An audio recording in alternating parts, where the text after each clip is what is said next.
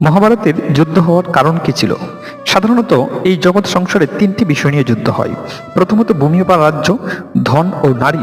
তাহলে মহাভারতের যুদ্ধে আমরা দেখতে পাই কুরুপক্ষ এবং পাণ্ডব পক্ষ দুই পক্ষ যুদ্ধ করেছেন। যুদ্ধের কারণ কি? রাজ্যের অধিকার প্রাপ্তির জন্য। এদিকে কুরুবংশীয়রা নিজেকে রাজা বলে দাবি করছেন, অর্থাৎ দুর্যোধন নিজেকে রাজা বলে দাবি করছেন। এদিকে পাণ্ডব পক্ষীয় তারা রাজ্যের অধিকার প্রাপ্তির জন্য লড়াই করছেন। এর জন্য দুই পক্ষের মধ্যে যুদ্ধ সংঘটিত হলো। আরেকটা কারণ আমরা দেখতে পাই মহাভারতের একটা ঐতিহাসিক যে কাহিনী, দ্রৌপদীর বস্ত্রহরণ। সভাসদগণের সম্মুখে দ্রৌপদীকে বস্ত্রহরণ করা হয়েছিল। এই বস্ত্রহরণকে কেন্দ্র করে মহাভারতের যুদ্ধ আরো পাকাপোক্ত হয়েছিল। তাই মহাভারতের যে যুদ্ধ, এই দুইটা কারণে বিশেষত হয়েছে। প্রথমত রাজ্য, দ্বিতীয়ত হচ্ছে নারীর অসম্মানকে কেন্দ্র করে। তাই তখন এই জগৎ সংসারে তখনই যুদ্ধ সংঘটিত হয় যখন কোনো নারীর অপমান হয়। আর